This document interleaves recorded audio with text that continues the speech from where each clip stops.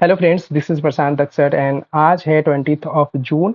आज थोड़ी लेट हो गई है बट कुछ इश्यूज़ की वजह से। तो चलिए स्टार्ट करते हैं आज का न्यूज़पेपर का जो भी रिवीजन था। फर्स्ट टॉपिक आता है हमारे पास कुक आइलैंड के बारे में। ये साउदर्न पैसिफिक में पड़ता है और ये न्यूजीलैंड का पार्ट है। मैप में अगर इसको देखेंगे तो यहाँ पे ऑस्ट्रेलिया हो गया, बीच में जीलैंडिया वाले हो गए और यहाँ पे न्यूजीलैंड और इसी का एक पार्ट है कुक आइलैंड। पॉलिटिकली इसके अंदर में आता है, ठीक है। सेकेंड न्यूज़ आता है हमारे पास एसएमए के बारे में। एसएमए क्या है? तो स्पाइनल मस्कुलर एट्रोफी। ये एक रेयर डिजीज़ है, साथ-साथ ये हेरिडिटरी डिजीज़ भी है। रेयर डिजीज़ मतलब काफ़ी कम होते हैं ये, जैसे 10,000 में 1 केसेस निकलते हैं, और हेरिडिटरी मतलब मदर से चिल्ड्रंस में आ जाता है। इसके सिम्पटम्स क्या हैं? तो जो आपके मसल्स होंगे वो वीक पड़ने लगेंगे। ज़्यादा जो केसेस देखे जाते हैं इसके, वो चिल्ड्रंस में देखे जाते हैं और ये रिलेटेड है SMN1 जीन से। एक्चुअली में जो SMN जो ये है, ये रिस्पॉन्सिबल होता है आपके कि जो भी आपके न्यूरॉन्स होते हैं ना, वो सही से काम करें, इसके लिए रिस्पॉन्सिबल होता है SMN1। तो एसएमएन अगर आपके बॉडी में जो प्रोटीन है ये अच्छे से रहेगा तो सारे न्यूरॉन्स सही से काम करेंगे। ये क्या करता है, एसएमए जो डिजीज है ये क्या करता है, ये एसएमएन जो 1 जीन है इसको म्यूटेट कर देता है। म्यूटेशन की वजह से होता क्या है कि जो मोटर न्यूरॉन्स रहते हैं, जो रिस्पॉन्सिबल रहते हैं आपके बॉडी के मूवमेंट के लिए, वो न्यूरॉन्स जो आपकी बॉडी के पास मसल्स के पास पहुंचता है तो वो सही से मूव करता है, वो न्यूरॉन्स जो रहते हैं वो सिग्नल्स आगे नहीं भेज पाते, मतलब आपका बॉडी का मूवमेंट सही से नहीं कर पाएगा। जेनेटिक म्यूटेशन की वजह से जो ब्रेन सिग्नल्स होते हैं जो भेजे जाते हैं, जिस जो मसल सिग्नल्स को एक्सेप्ट करना पड़ता है, रिसीव करना पड़ता है, वो रिसीव ही नहीं कर पाता है। तो रिसीव नहीं कर पाएगा तो बॉडी का मूवमेंट नहीं होगा और यहाँ पे आपके वीक जो मसल्स हैं उसको वीक पड़ने लगेंगे। इसको थोड़ा सा अच्छे से यहाँ इलाबोरेट समझते हैं, इलाबोरेट करके। नॉर्मल नॉर्मल ब्रेन के में देखेंगे तो यहाँ से जो न्यूरॉन्स है, ये न्यूरॉन्स है, यहाँ से इन्होंने ये सिग्नल्स गया और यहाँ से ये सारे के सारे मतलब अच्छे से आपके यहाँ पे एसएमएन प्रोटीन है जिसकी वजह से सिग्नल सिग्नल चला गया और मसल्स जो है वो डेवलप करेंगे अच्छे से, सिग्नल्स मिला तो। ये है नॉर्मल केसेस जिसमें गुड गवर्नेंस अच्छा है। ऊपर से गवर्नमेंट ने 10,000 रुपये भेजा है कोई स्कीम के अंदर में कि एक पर्टिकुलर इंसान को सारे सारे ये इंसान को देना या फार्मर को देना, सारे के सारे पहुंच गए 10,000। दूसरा ऐसे में करप्ट गवर्नमेंट है जिसके अंदर में गवर्नमेंट ने ऊपर से बोला कि 10,000 रुपये जो है वो हर फार्मर को देना है और ऊपर से नीचे तक स्कीम आते आते वो जो है वो 200 रुपये बचे। हुआ क्या कि बीच में एक एसएमए नाम का एक डिजीज की वजह से क्या हुआ कि आपका जो ये एसएमएन प्रोटीन जो था, एसएमएन प्रोटीन ये जो है वो इनसफिशिएंट हो गया उस डिजीज की वजह से। उसने जेनेटिक म्यूटेशन कर दिया, उसकी वजह से ये जो यहाँ पे रहना चाहिए प्रोटीन, ये प्रोटीन है नहीं यहाँ पे। तो जो ऊपर से पैसा आया था वो नीचे तक पहुंचा ही नहीं, तो फार्मर्स और वीक पड़ जाएंगे। तो यहाँ पे मसल जो है वो काफ़ी स्ट्रांग हो जाएंगे, यहाँ जो है काफ़ी वीक पड़ गए, ठीक है। अ, इसके मतलब प्रिवेंशन के बारे में बात करेंगे तो इसका एक ड्रग है जिसका नाम है रिस्डीप्लाम करके। रिस्डीप्लाम इसका एक ड्रग है जो पूरा तो क्योर नहीं कर सकता है बट हेल्प करेगा आपको इसमें। एंड टाइप के बारे में देखेंगे तो 4 टाइप के होते हैं, type 1, type 2, type 3 and type 4। Type 1 जो है ये सबसे ज़्यादा सीवियर होता है और ये बच्चों में होता है, न्यू बॉर्न जो बेबीज होते हैं उसमें, और इसको वेडिंग हैफमन बोलते हैं। जो टाइप 2 होता है उसको डुबोविट्स बोलते हैं ये, और 6 से 18 मंथ वाले में होता है। टाइप 3 जो होता है वो 18 मंथ प्लस वाले में होता है। देखिए यहाँ 18 मंथ प्लस लिखा है, 18 ईयर्स नहीं लिखा है, तो 18 मंथ प्लस वाले में होता है। ये वॉकिंग करने में और ब्रीथिंग करने में प्रॉब्लम क्रिएट करता है। जो टाइप 4 होता है वो 35 ईयर्स प्लस वाले में देखा जाता है। अच्छा, एक पॉइंट और इसके बारे में इंपॉर्टेंट है कि जो सिम्टम्स होते हैं ये मसल्स को वीक होते हैं। मसल्स वीक होने लगता है तो आपको पता चलना चाहिए कि ऐसे में प्रॉब्लम हो रहा है, ऐसे में का मे भी हो सकता है ये डिजीज हो गया। और ये इनवॉल्यूंट्री मसल्स को अफेक्ट नहीं करते, जैसे कि हार्ट हो गए, ब्लड वेसल्स हो गए, डाइजेस्टिव सिस्टम हो गए। ऐसे में के अंदर में ये सारे जो भी आपके पास मसल्स है, ये सारे मसल्स इम्पैक्ट नहीं होते हैं इसके अंदर में। नेक्स्ट आपके पास न्यूज़ आता है संघाई कॉपरेशन ऑर्गेनाइजेशन के बारे में। ये 2025 का जो संघाई कॉपरेशन एससीओ का जो मीटिंग है वो चाइना के अंदर में हो रहा है। चाइना जो एससीओ है वो फॉर्म किया गया था 1996 में, एक्चुअली में 2001 में फॉर्म हुआ है। जब 1996 में फॉर्म हुआ तो इसको संघाई 5 के नाम से बोलते थे। इसके अंदर में China, Russia, Kyrgyzstan, Kazakhstan and Tajikistan आते थे। लेकिन 2001 में संघाई के अंदर में एक मीटिंग हुआ जिसके अंदर में उज्बेकिस्तान जो है वो एससीओ का मतलब एक्चुअली में उज्बेकिस्तान जो संघाई 5 का मेंबर बना और टोटल 6 मेंबर जुड़ गए।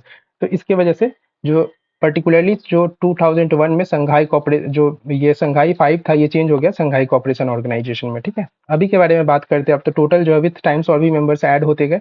करंट में 10 मेंबर है इसके अंदर में, और अफगानिस्तान और मंगोलिया ये दोनों जो है ये ऑब्जर्वर स्टेटस में है, ठीक है। तो मे बी ये आगे में बन सकते हैं परमानेंट मेंबर, लेकिन अभी फिलहाल अफगानिस्तान मंगोलिया ऑब्जर्वर स्टेटस में है।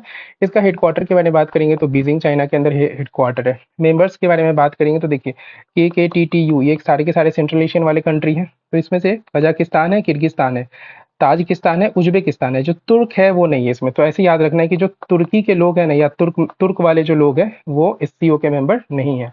अब और इसके अलावा कौन-कौन से मेंबर है, तो उनको ग्रुप में मैं डिवाइड करके ऐसे याद कर सकते हैं आप। मैंने डिवाइड कर दिया, जैसे इंडिया, आई से इंडिया, ईरान, ये याद ही रहेगा। फिर ये दोनों भी भाई हैं। हाँ, रसिया, बेलारूस, आई थिंक मेरे को याद नहीं है अच्छे से, शायद मुझे याद है कि बेलारूस रसिया से ही टूटा था। तो रसिया और बेलारूस ये, और फिर चाइना, पाकिस्तान तो दोस्त रहते ही हैं, तो ये दोनों, ठीक है? तो चाइना, पाकिस्तान एक साथ, रसिया, बेलारूस, इंडिया और ईरान। और इधर से केकेटीटीयू में सिर्फ तुर्क लोग नहीं है। ऑफिशियल लैंग्वेज के बारे में बात करेंगे तो चाइना और रसिया का जो ऑफिशियल है, ये दोनों का जो लैंग्वेज है वो यहाँ पे ऑफिशियल लैंग्वेज के अंदर में आता है। नेक्स्ट न्यूज है अल्कोहल के बारे में। अल्कोहल का जो कंजम्पशन है 240% से लास्ट 20 ईयर्स में इंक्रीज हो गया, जो कंजम्पशन है इंडिया के अंदर में। अल्कोहल जो है वो स्टेट लिस्ट के अंदर में आता है, यहाँ पे मैं लिखना भूल गया हूँ, आप लिख लीजिएगा, स्टेट लिस्ट के अंदर में आता है। और आर्टिकल 47 के अंदर में बहुत सारे स्टेट जो रहते हैं अल्कोहल को बैन कर देते हैं। एक्चुअली में आर्टिकल 47 क्या बोलता है डीपीएसपी का, कि it is the duty of state to raise the level of nutrition and standard of living and promote and improve the public health. तो आर्टिकल 47 जो डीपीएसपी के अंदर में आता है, इसको क्योंकि ये बोल रहा है ना कि पब्लिक हेल्थ को इम्प्रूव करना है, प्रोमोट करना है, स्टैंडर्ड ऑफ लिविंग को अच्छा करना है, पब्लिक हेल्थ को इम्प्रूव करना है, तो इसकी वजह से काफ़ी सारे स्टेट जो है बैन करके रखते हैं।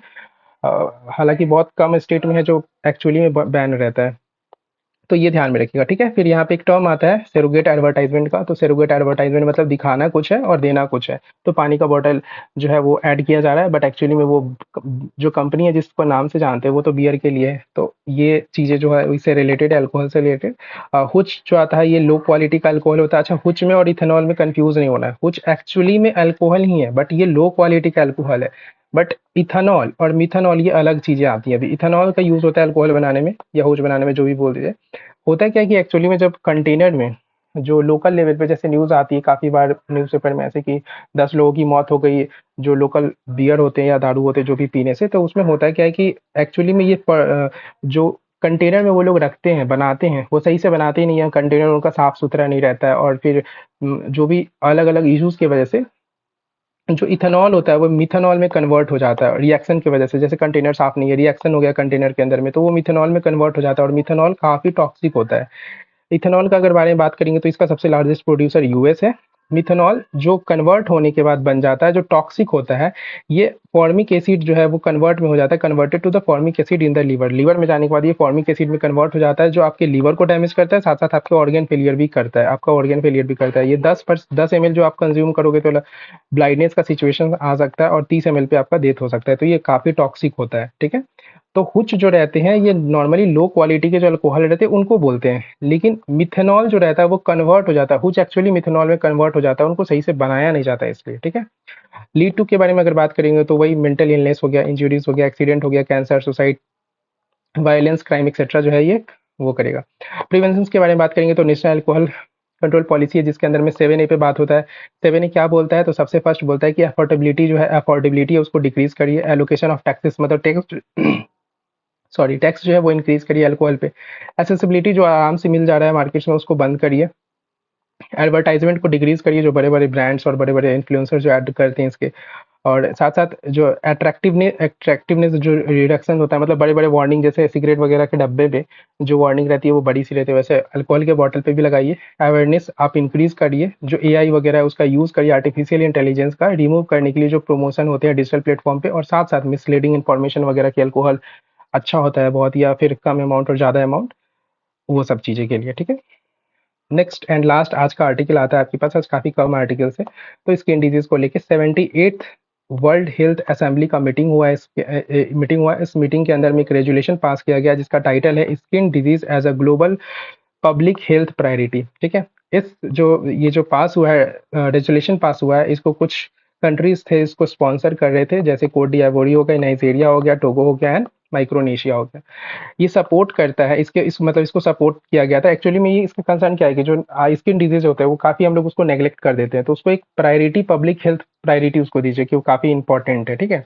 इसको सपोर्ट किया गया है international league of dermatologist societies के द्वारा, ठीक है? जो ILDS जिसे हम लोग बोलते हैं, इसका हेडक्वार्टर लंदन के अंदर में है। और जैसे यूएन सभी कंट्रीज़ के लिए है कि हाँ उनका बात सुनते हैं, वैसे ही जो है वो जितने भी स्किन डिजीज़ या स्किन डॉक्टर्स हैं उनके अकॉर्डिंग ILDS जो है वो यूएन की तरह काम करता है।